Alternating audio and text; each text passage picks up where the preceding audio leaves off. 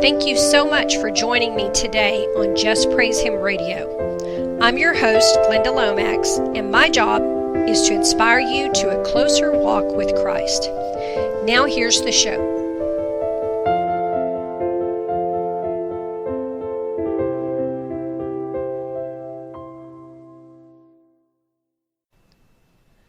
Hello, believers. Welcome to the Just Praise Him radio show. I'm your host, Glenda Lomax, and we're doing episode 2 of Weird Warfare, When a Wolf is Among You. And we're going to get into some really interesting stuff. Part 1, if you haven't heard it, is a lot of really good practical application information. If you have think you have a wolf or have a wolf in your church, you should listen to that or in your group. So I have with me today Nicole, who y'all know is my very best friend in all the world, and who is a worship leader and warrior extraordinaire. And also we have Collin, who is the kids' church leader at Nicole's church and is also on the worship team, who is a really, really serious warrior. Okay, so Nicole is writing a book on spiritual warfare that is going to be, I think, unlike anything that's on the market. Nicole, tell the people a little bit about your book and your blog. Well, when Glenn and I first were introduced, I was told by God to start learning spiritual warfare, that I was going to do it. And I had mentioned that on a podcast that we've done before, that I had no clue what spiritual warfare was. And so God started bringing me to certain people to listen to. He's very specific about who, but Glenda was one of them. And so I write her this email saying, okay, this is what I'm going to do. And in my mind, I'm thinking I'm going to tell her that I'm dealing with an unsafe spouse, and she knows all of this, and she's going to give me the answer, and he's going to get delivered. And that's how I thought that was going to play out. So I send the email, and I'm waiting on pins and needles, and she responds, and I read the email, and she says, God's telling me that you are called to do spiritual warfare. And I'm like, what? I thought you were going to give me the answers to this. Spiritual warfare, that is so funny. I mean, I just thought for sure that this was my answer. I was going to be done. And I don't know how many years ago this was. Several years ago. 3 or 4, I don't remember. So this battle has been intense for my husband's salvation and for what we've been dealing with here. So that is why I haven't been blogging as much. I've just been barely hanging on. And she's hanging on by a fingernail, and then a wolf shows up in church. Y'all see this? So I am working on the book, and the book is about how to war for an unsafe spouse, which, again, if God had told me I was going to write a book, I would have, not listened, because I didn't. But he had told me that through you. And I remember thinking, yeah, I don't think so. And then, but see, what I do, I don't pray out loud. I only pray out loud if I'm doing warfare against demons, because number one, they cannot read your thoughts. That's right. Okay. They can put them in there, and if you take them, they know you take them, that's but right. They can't read your thoughts. So I usually pray mentally. And so I didn't tell anybody about the book thing, because first of all, I didn't believe it. And then, I've been there. Yeah, about a month ago, about a month after she told me that, a friend of mine at church called me and said, Nicole, did God tell you we're going to write a book? I'm like, well, I guess so. I would have loved to have seen your face when that happened. Oh, yeah, I'm sure. Because, God often calls the people to do things that don't like doing things like that. And that would be me. I would be very happy to actually have a real veil put up to where I could sing behind it. Nobody could see me. And I just don't like attention. I just don't like that. You want to do the work. You just are not interested in the glory. Yeah, I just don't want to be seen. I'd rather be seen, not seen. I don't know. That's just the way I am. So, so not only will the book be about the process of spiritual warfare for an unsaved family member, but it will be a manual on certain demonic forces that I learned about, things that I don't think many people have ever heard of. And the chapter that we just walked through is called The Weird Warfare, and that this will be going, the detailness of the story will be going in there too. because I'm currently living out the book. Yeah. Yeah. Okay. Collin, Yes, ma'am. what are some of the things that you did as the warfare began to ramp up? What are some of the things that you did or y'all did that helped? Okay, keep in mind too, I never learned about spiritual warfare before. Oh, I this just was used them. your first time. I forgot about that. Yeah, this is my first time. I had never really did much in spiritual warfare. Had really no clue about the whole binding and praying against things. I knew we had the power to cast them out, just never Wow. knew that it's so much more into it. And so my first thing was a huge reliance on God, and Miss Nicole being basically a spiritual mom, definitely still to help raise up and to teach. And it was just like amazing how he put us together, because I used to be scared to death of her before That's this so all funny. 'Cause started. she's such a sweet, gentle person. That is hilarious. Well, in my mind, I had looked at her kind of just like, oh Lord, that's the pastor's daughter, gotta make sure that make sure we're presentable and be nice. I never really joined the worship team before. I did a little bit of their sound work for them, which was always nervous to death to mess that up because that was hers. But God raised us up together and built a relationship. But the key thing, especially in learning, is your praying and your fasting. Make sure that your alliance is there on God, and make sure that you are ready to receive what He's going to tell you. Because if you're praying and you're not listening, especially for new believers, you're not doing anything. You have to make sure the same amount of praying you're doing, you spending listening. And focus yourself on topics, what you want to pray for, what you need your answer in at the time. And the rest of the time, I spend my time praying in tongues, in my mind, in my spirit, and just was ready for God just to speak to me and show me what was the next step or whatever we were praying for at the time, waiting for the answers. And what was really cool was that I would get an answer, Miss Nicole would get an answer, and Miss Glenda would all get the same answer.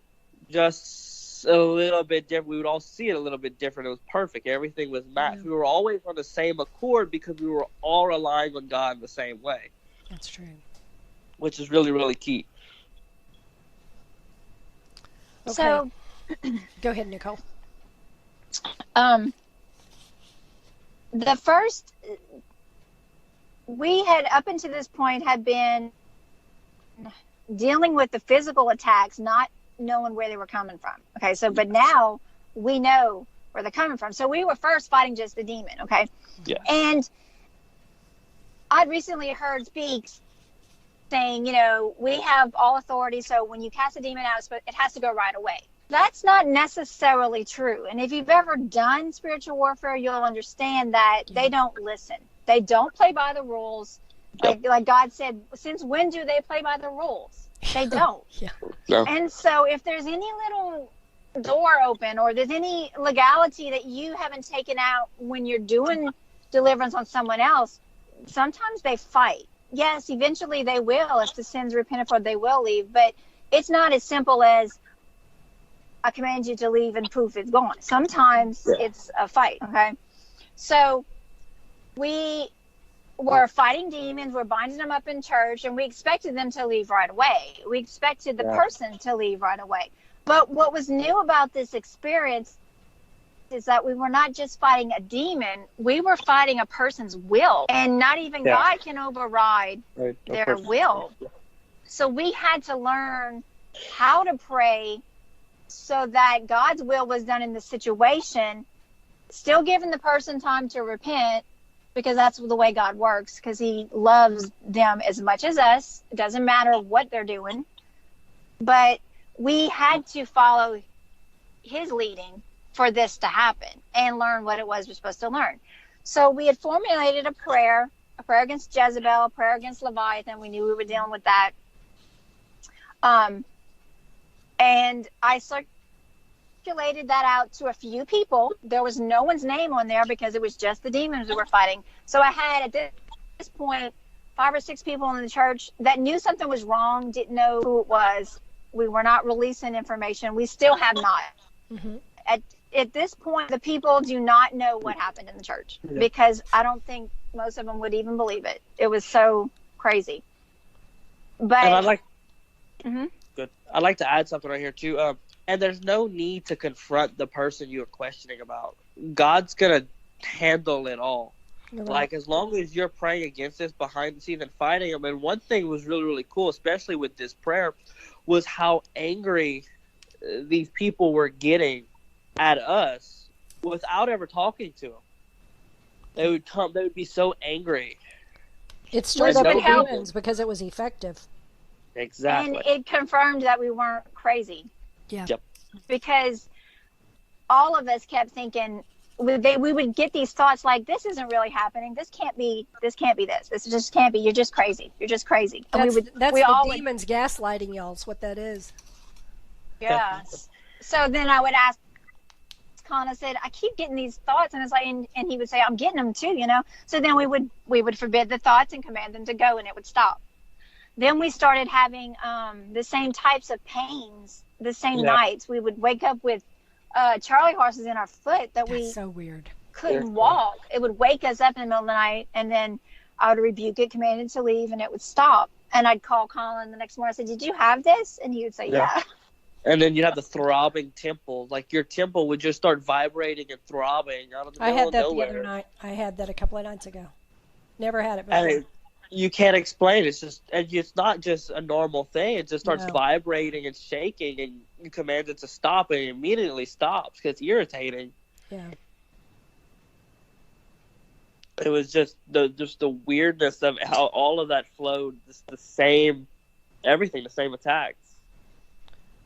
Yeah. And this type of, because we were fighting a person who deliberately was lying, and let's just face it, if you look at the fruits of the person's life, they're not Christian. They just said that they were. But that's what a wolf in sheep clothing is. It pretends it knows exactly what to say. Even Satan twisted the word to get Adam and Eve to sin. So they know how to do that. They can know just enough of the word to make you think that they're okay. But if you actually sat there and listened to the teachings the person would say, there was so much confusion in there. Yeah. There was a lot of false doctrines that he would teach. And we were just amazed by that. I bet. But it was learning how to pray against, the way God would tell us to pray. Yeah. But then as it knew we knew what it was, the attacks got worse. Yes. And Collin, did you want to talk about? I want to mention something real quick. I believe the reason your church was chosen to be infiltrated is because your pastor teaches the uncompromised word of God, and that is so rare that it's only the truth that sets us free.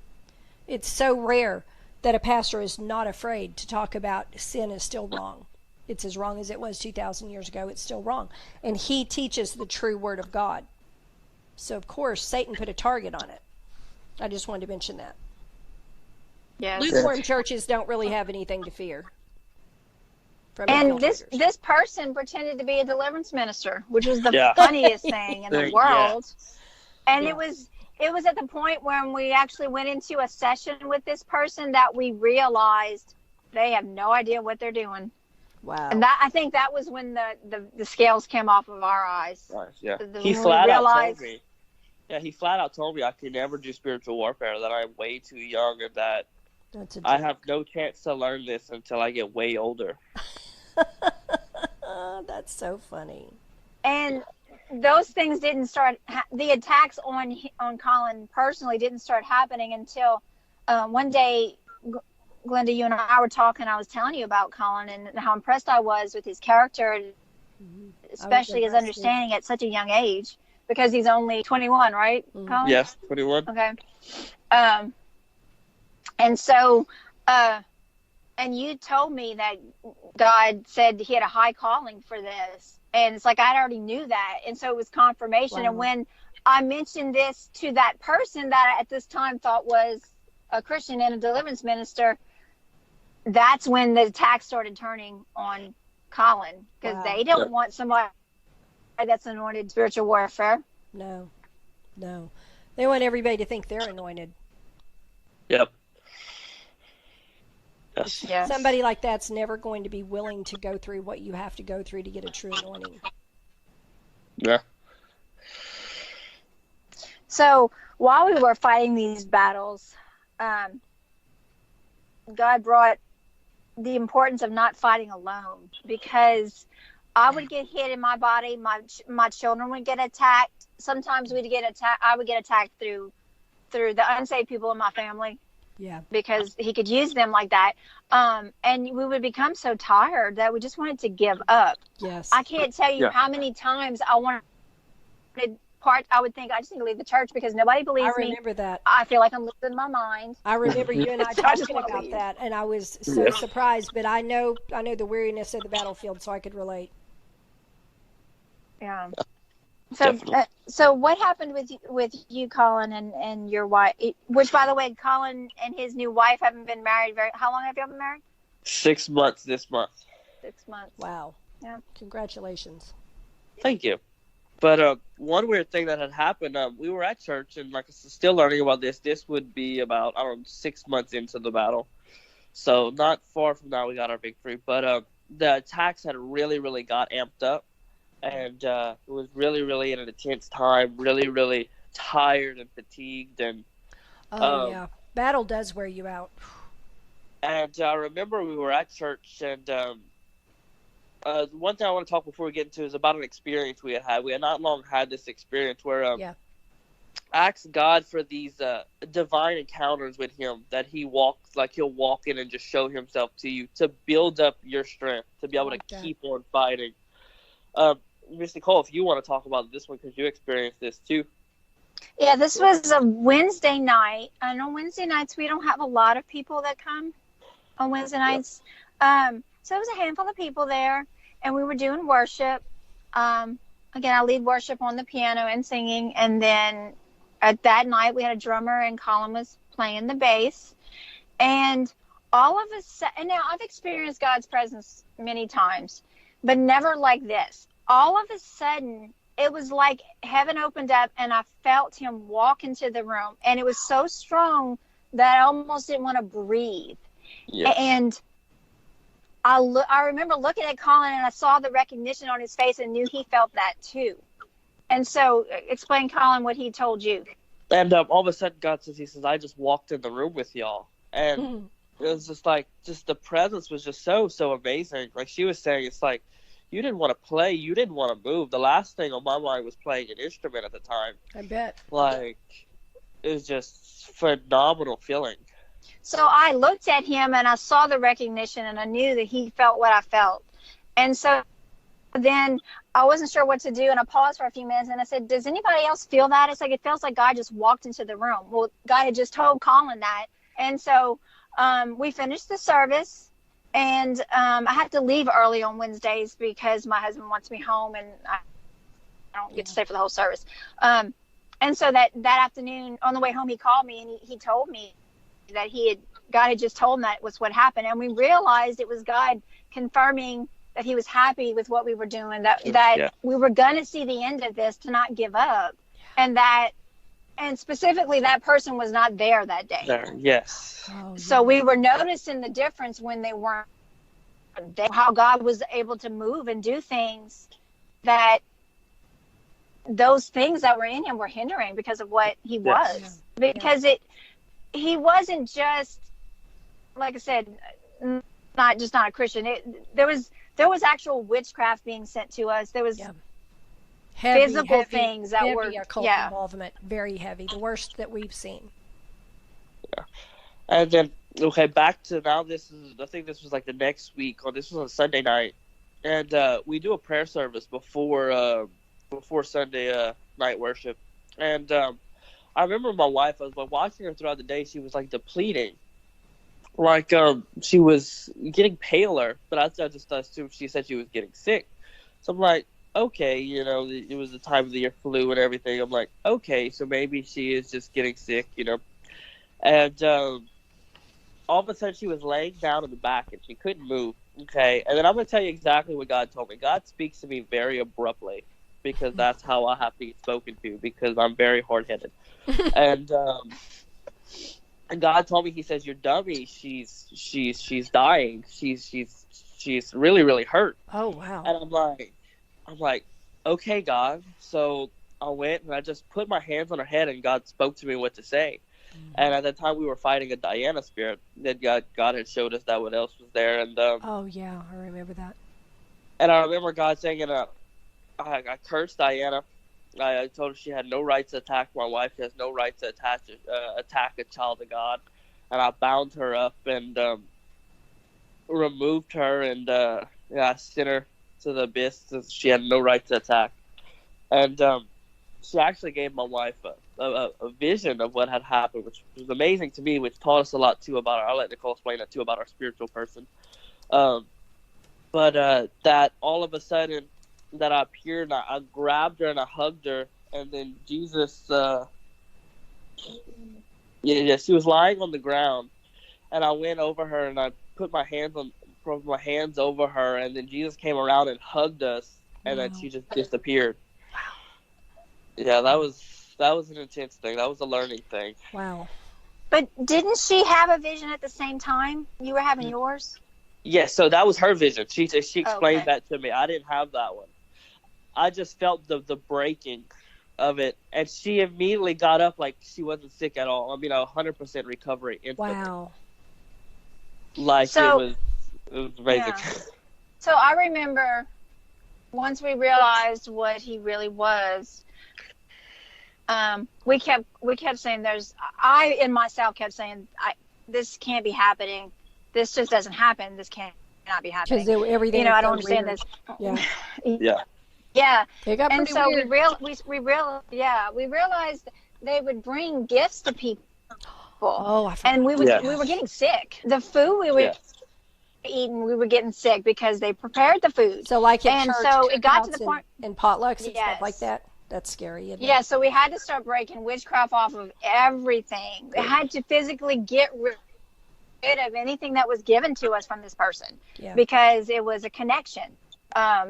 They knew what they were doing, and that's why the battle was so hard, because it wasn't just a Christian who was demonically influenced. It was somebody who knew what they were doing and was pretending.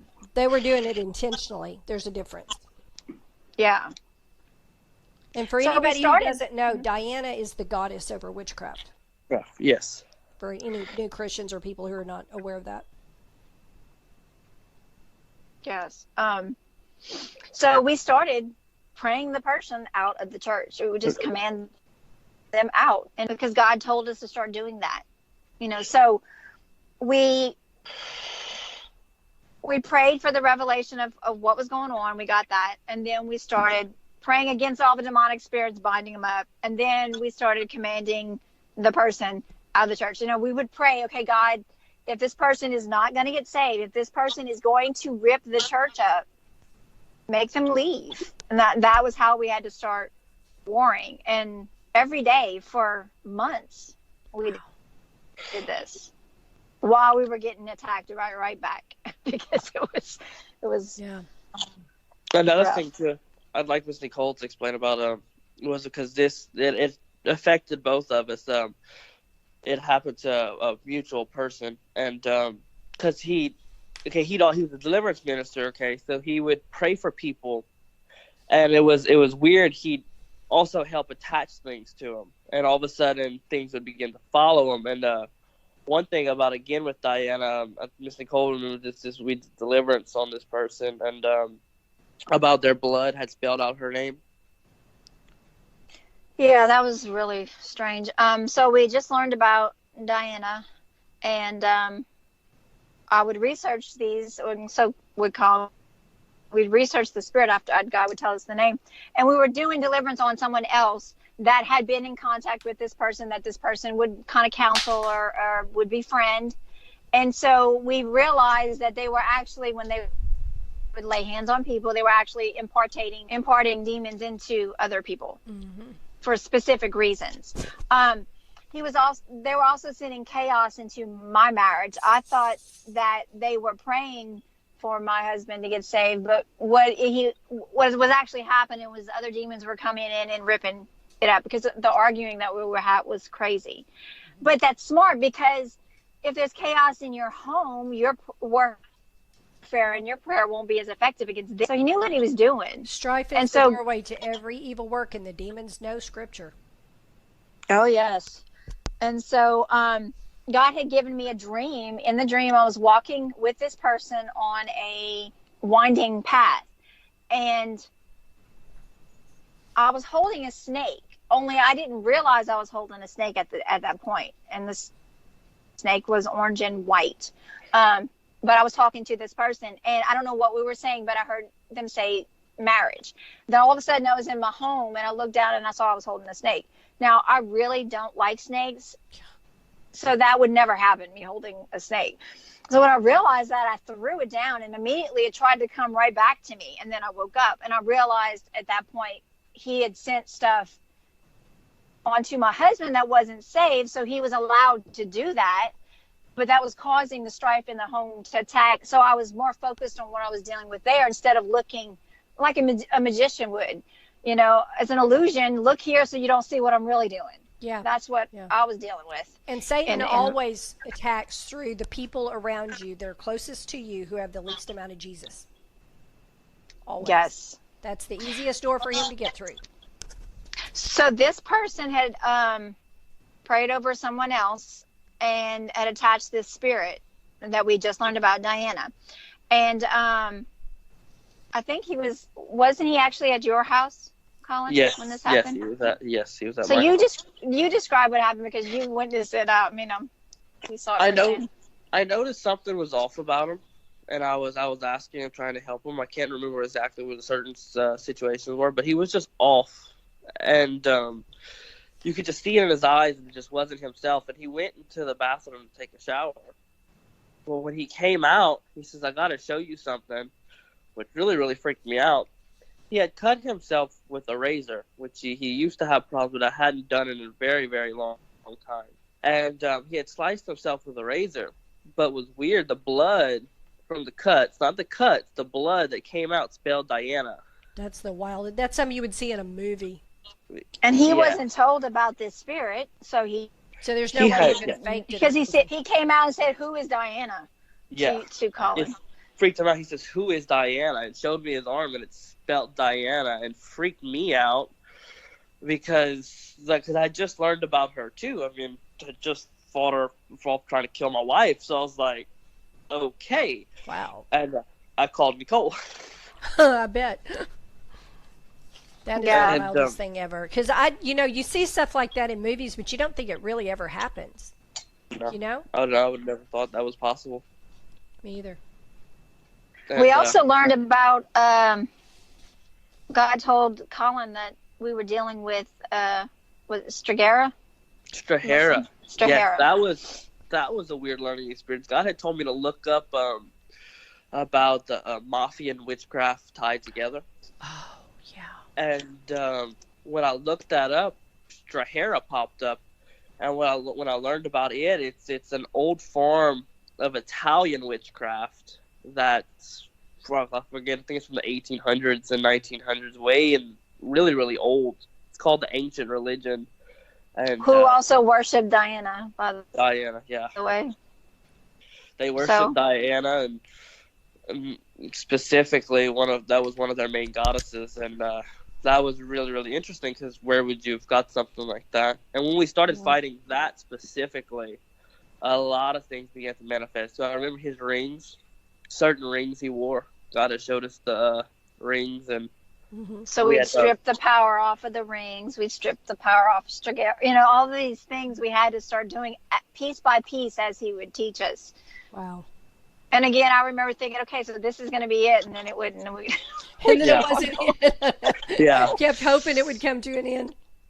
Yes, so definitely. As we got tireder, like I know there would be times where Collin would do the praying because I just couldn't anymore. And then I would do it for him because we just were so tired. I remember times when you took physical attacks where you were down. You were completely down. Yeah. Because and she would tell me, and I would pray for but I know that you were covering her during that time on that warfare front. Yeah, it was amazing to see though God rise up specifically, because He's gonna rise up someone specific to help you through this battle if you are going through this. Ask Him to raise, because it's likely the person you least expect. Because I would have never expected to go through this period, but also with Miss Nicole, coming from the relationship we had in the beginning, to know that we'd have to do this level of warfare was insane to think. The So good just news make sure is, you ask God to rise up that person. yeah, with God leading the battle, you knew there was no chance of defeat.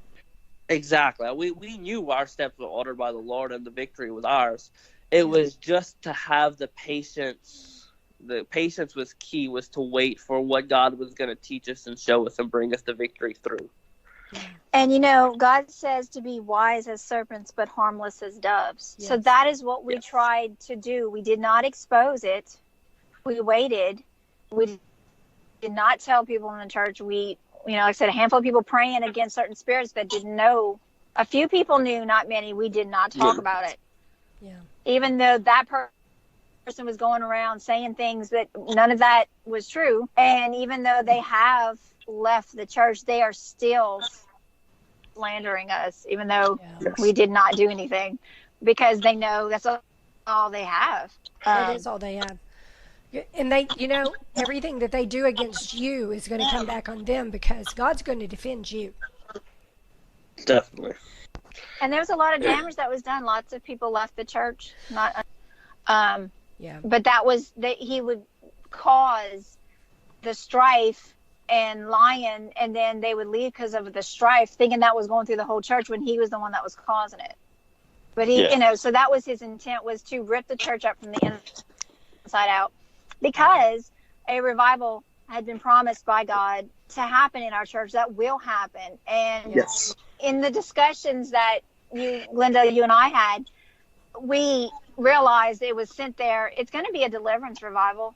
And He was sent to be a deliverance minister, quote unquote, to stop what they knew God was going to do in our church, which will happen, because they did not win. Satan assigned him to take down that church, or take down the leadership of the church, so that couldn't happen. Yep. So I do want to encourage the listeners at this point, if you're dealing with somebody in your church that you know isn't right, that causes disruptions on purpose, that quenches the Spirit of God, don't be so quick to just say it's the church's fault, or pray. Because if we had just given up, the church would have folded. And then what God wanted to happen wouldn't have happened. So it's important to not give up, but to fight. Yes. So one of the important things toward the end, when we finally, I knew it was kind of getting close. I could just feel it inside, because it just could feel it. And the person was becoming more and more frustrated, and the attacks were becoming harder. So we felt like it was getting toward the end. God had told me not to directly talk to this person. That was what he kept telling me. Do not. And I kept wanting to just go and say, I know what you are. I know what you're doing. Yeah. And then God would say, no, don't. And so when I went to approach the pastor about it, God had told Collin to break a mind control spell off of his mind. And so we did that. And it was like, once I went talk to him, he's like complete understanding at that point. And so God had told him, he's a soul, let me handle it. He's a soul, let me handle it. So we were just waiting for God to do. And God opened the doors to where once there was going to be a confrontation at that point. And he went into the office and there was a confrontation. And I still don't even know what all was said, because that's between the pastor. Doesn't, he keeps that private, because he is a man of God and he doesn't slander people. Or even though he, at this moment, is slandering the pastor, he would never do that, because he is a man of integrity. Yes, he is. So right immediately after it was done and the person resigned, we had a revival service. And in that service, God, the woman was, the minister wanted to pray over me. So another little tidbit of protection. Regardless of who is going to pray over you, again, we test the spirit. So I always put a wall of fire up around me. I forbid any false words being spoken over me. That's good. From no matter who it is, because you don't know. Yeah. And again, it doesn't hurt. If God's going to talk, that's not going to matter. That's right. You're just stopping the demons. And so I do that, and the woman's praying on me, and she hugged me. And when she hugged me, I felt something break off, but I didn't say anything. So Collin calls me that afternoon, and he says, Miss Nicole, did you feel something break off of you? I said, yeah, when the minister hugged me, I felt something break. And so he says, well, I saw it. Yes. And so you go ahead and just tell him what you saw. I saw a giant black chain that had wrapped around her. Wow. And it had this really ancient padlock on it, something you would see from like old dungeons and stuff like that. And it had a symbol on it. Okay, so now let me stop real quick. So at this point, we've been working for months together. And what all of a sudden started happening is God would give Collin something, and he would start describing it. So that was all he told me about what he saw. While he's telling me, I have a full color vision of what it is he saw. Wow. Yes. So I said, okay, wait, Collin. I said, was the padlock about the size of my hand? He said, yeah. I said, it was like big chains, like a big pirate looking chain wrapped. He said, yeah. I said, did it have was the symbol an ivory circle with a symbol on it? He said, yeah. I said, okay. So I hung up the phone, and I go on the internet and I look up demonic symbols, and I found this big web page of sigils, which I had never heard of. And so I go down the list and I find the sigil that was on that padlock that I just saw. Yeah. Wow. And it was a demon called Stigl, and it brings death. So that is what he had put on me. So I send Collin the link. I said, find that link, find that symbol in that web page, and he found it. Yeah. So Was that it's like after the time when you and I had a phone conversation one day, and you told me that you just felt like life was draining out of you? yeah, that was way before this. I found out what this was. Okay. But yeah, I'd look in my eyes, and it's like my eyes don't look right. I just feel I look like I'm dying. I just can't explain. They don't look right, you know. I know what you mean. All the Yeah. sparkle goes out. Yep. They just look gray. Yep. So we learned about sigils. Didn't know what that was. And apparently it wasn't long after that. Of course, now we started breaking all the sigils. And That sigils it may have can only be put on by certain people. Yes, it can only be put on by people that are involved in witchcraft, like Yes. witches or warlocks. So now in our prayers, we break sigils off of everything. We also, when you and I were talking about the sigil, and I was telling you about the chain and how that had broke, and then of course after the fact we learned that if there's a sigil attached to you, it's kind of like a spiritual tattoo. The demon will not leave if the sigil's still there. Yes. And God also had told you, Glenda, about the sigils, right, in your prayer? When I started canceling them after you told me everything you'd learned. I added it to my prayers to cancel sigils every day. Sigils, symbols, or demonic symbols or something like that I have in my daily prayer. And then I was praying this like a week or so ago, and as I was praying it, he said, and on everything you own. And I was like, hello? And so I started praying that. And then Nicole found out that they can be put on anything, not just on a person. Yeah. They can be put on your vehicle. They can be put on your house. They can be, So that's important. Little gifts they give you, they can attach Yes. this stuff to it, and then it'll bring it to you because you accept it. Yes. Which means you've opened up a door right there because you are in agreement with whatever they gave you. And you opened up a soul tunnel because now you have a relationship with that person. You accepted a gift from them. Yes. Definitely. It was after that we learned about the sigils that we Collin's wife had pulled out a little pin from her purse. Yeah. And what did God tell you about the pin? That he told me to get rid of it. That they have stuff attached to it, and I was like, what? He says yes. He says they got a thing because it was a gift that was given at church to out. Yeah. It was given out by that person. This person was very busy aware. cursing everything. Every bit of the food they took to the church, all the gifts they took to the people at the church. Yes. And it goes on. And it was weird when God told me to call Nicole and tell her about this. So when I called her, I'm like, hey, it says, don't you have one like this? And then she says, no, but I said, remember, I says, no, he gave you a special one. And then I'll let her explain that. Yeah, so I hadn't really recalled it because I never did wear it. And when we were discussing it, Collin said that he was very adamant about everybody receiving one. And if you were walking out of the church that day and you didn't have it, he gave you another one, which is kind of odd. So I'm like, okay, that seems vaguely familiar. I said, let me look at my desk drawer because, it's probably where I threw things if I'm not going to wear it.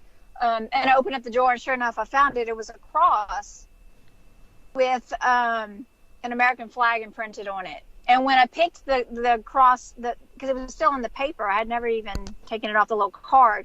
When I grabbed it, I became violently nauseated. And I was on the phone with Collin, and I was like, Collin, you need to rebuke this. I can't. This is bad. I was gagging. And I crawled to the door, threw it out of the door, and then I was okay. So I broke all the stuff off of it, and then I drove around and threw it in a field because I didn't have anything to burn it with. Wow. And so then we made, I called the other people that knew what was going on in the church and said, if this is in the church, you need to, if we still have any of them, destroy them. So everybody that was aware destroyed the stuff. Sure. And then when I was telling you about the sigils, Glenda, you said, he put one on top of the church. I see a big demon sitting on top of the church. Oh, yeah. And as you told me that, I saw the demon. And so to me, it looked like the demon from that old cartoon, Fantasia. So when I looked up the demon from Fantasia, I found the name. And Collin, you want to tell the rest of that story about the name? And then when Miss Nicole sent me the picture of the thing, and she sent me the name that was with it, and God had told me to change the spelling of the name. So, and I inputted it into my phone, and out popped cherubim. And what it was just they hid. What God had shown me, they'll change their name when they put them into cartoons and stuff to make people accept them, where they're not scared of them. Oh. And it's the same demon, and but that was just getting the direct name, so it was just confirmation for us that was him. Yeah, the spelling is Chernabog, right? Chernabog, yes. I think that's how you say it. Yeah. Yes. So we broke it, and it had a sigil when we looked it up. Yeah. So we broke the sigil off, and we commanded it off at the church because it was just chained up at the top of the church. Wow. I don't know what it was doing. I don't remember what it. He brought famine.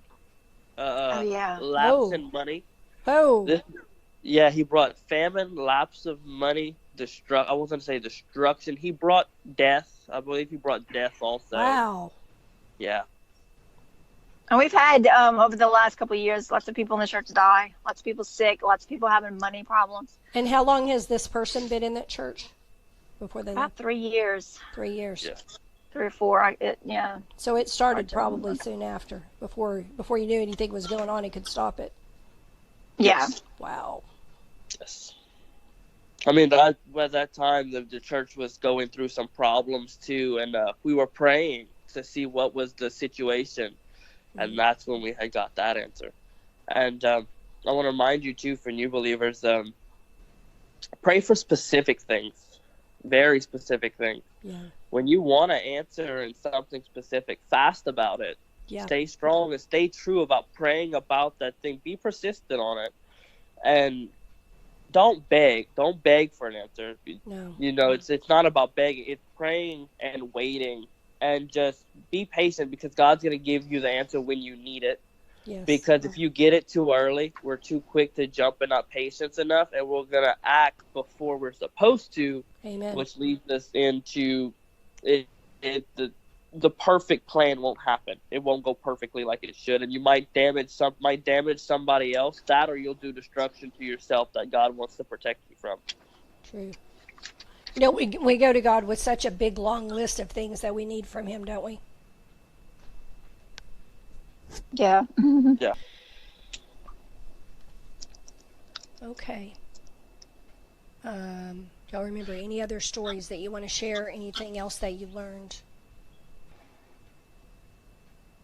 So I know that since we've defeated this enemy, the atmosphere in the church has been unreal. Yes. It's so peaceful. There's no more fighting with worship. The presence of God is there again. And Yeah. so don't discount they can do some really bad things. yes, that's true. Oh, So, yeah. and so to recap, the order of battle plan for this specific thing was, number one, we had to discern there was something wrong. Okay. Yes. Yeah. Once we realized in confirmation from God something was wrong, we asked God to reveal where it was coming from. Once we found out who it was, we had to ask for the answers on how to fight it, which is what we did. And then we waited on God to remove the problem fought. Because at any time we could have immediately went and said, you are doing this. We know what you are. But we didn't. We waited on God to do it, vigilantly praying. Yes. And God, he did it. He orchestrated the way the person exited in a way that it was going to happen perfectly. Mm-hmm. Yeah. But know that when you fight this, and even though God's helping you, that the devil uses real bullets and you will get hit. That's Yes. a good way to put that. He does use real bullets. So you ask God for the strength to get through it, and you get up and you keep going.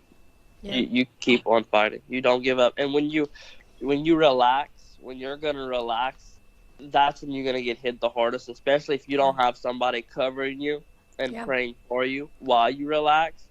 Yeah. It'll pretty much bring you down to where you think you can't move anymore. And because one time me and Miss Nicole had stopped fighting at the same time before we learned about having to take breaks in sessions, we had both quit and we didn't tell each other. Oh no. And things had got really heated, not like in a bad way, but things really took over and manifested. Oh wow. And we both realized, hey, we both stopped. That's how we learned about taking the sessions and like not at the same time because they have free reign. Yeah. Especially because once you learn something about that, once you learn something for God, you're now accountable for it. That's So when you lack in your accountability, now it's your fault this is happening. right. So, it's, So in other that words, was a when big he learning tells, experience. we had to cancel witchcraft daily off of ourselves. Daily, sometimes more than daily. Maybe sometimes multiple. At one time, yeah, y'all were doing it Times a day. multiple times a day. I remember. Yeah, it was. We were doing it anytime it came to our memory. We were, breaking off any kind of curses, any kind of thing that was sin. It's like when you're out on an actual battlefield and there are guns pointed at you. You cannot let your guard down. Not at all. You constantly stay vigilant. And ask God for help, but don't give up. Because if you don't give up, you will win. Yeah. The only way we don't, God says we win at the end. The only way we don't win is if we stop fighting. But all this stuff sounds crazy and everything, because we thought we were crazy for a while too. But at the end of the day, as long as you're serving, God is mightier than anything you can possibly face. Yes, he is. So you don't have to worry. You don't have to fear. Don't be scared, because God doesn't give us a spirit of fear, but a peace and a sound mind. Amen. So just walk through it and just keep your head up high, knowing that you're a warrior for Christ and that you're going to get the victory in the end. And don't stoop down to their level. Stay above. Amen. And don't be afraid to take hits. Yes. It's part of fighting. Jesus still bears the scars in his hands for what he had to do for us. So it's not too much for him to ask of us to take hits for the kingdom of God. It is part of being a Christian. Definitely. But he will help you as long as you get up and fight. Yeah. And at the end of the day, no matter what they do to you, they cannot hurt your salvation and they cannot hurt your relationship with God. that will never change. If anything, you'll grow in your relationship tremendously. That's what I did. I have walked so much closer with God now, going through this and learning this, because you develop such a reliance on Him, because there's really no books on this. There's really nothing extraordinary wrote about this yet. I can't wait till Miss Nicole book. So you really have such reliance on God for all about the sigils and all that stuff. I want to thank both of you for being on the podcast, on this series of podcasts. This is really helpful information for all the people. Everybody's going to, if you're a true believer, is going to encounter warfare at some point. And the question is, are you going to be prepared when it shows up? So thank you for taking your time and sharing your knowledge with this. I want all of y'all to remember Nicole's writing a book, and it's going to have this and many other stories in it, and how to defeat different types of entities in detail. So be watching for that. Keep an eye on her blog, http://wingsofwarfare.blogspot.com. She will post more when she has more time. Since she's been involved in this battle, she hasn't had a lot of time to post. So hopefully she'll be giving us new stuff on the blog soon. But thank you all for sharing with everyone. And thank all of you for listening. I hope you have a great week. Thank you so much for tuning in today to Just Praise Him Radio. You can contact me by mail at my new address, JPH Inc., Glenda Lomax, P.O. Box 60, Glencoe, Arkansas 72539, or by email at jphtoday@gmail.com. JPH is not affiliated with any nonprofit organization, church, or denomination.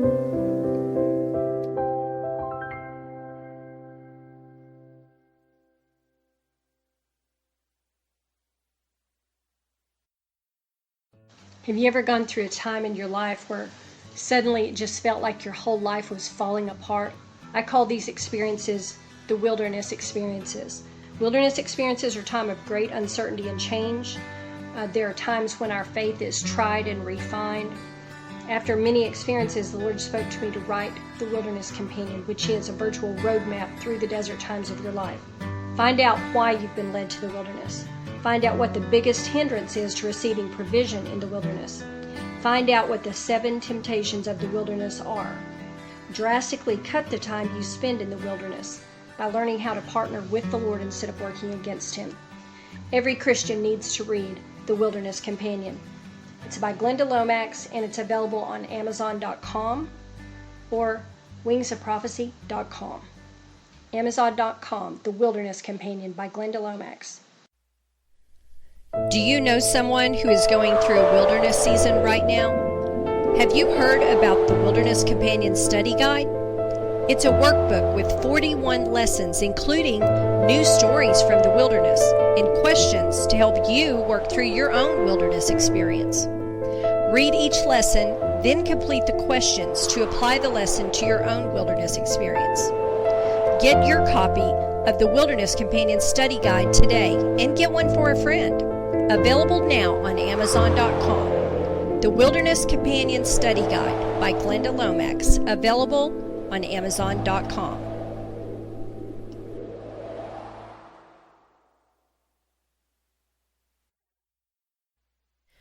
Do you know someone suffering from domestic violence or another form of abuse like verbal abuse? Did you know abuse has deep spiritual roots that cause abuse to be attracted to a person throughout their lifetime? Now, the Escaping Abuse Study Guide helps you discover and remove those spiritual roots so you won't be an abuse magnet. Get the Escaping Abuse Study Guide or get one for a friend. Available now on Amazon.com. Escaping Abuse Study Guide by Glenda Lomax. Available now on Amazon.com. Sidewalk Flowers Volume 1 is a collection of 58 short inspirational readings that will uplift, comfort, and encourage readers from every walk of life.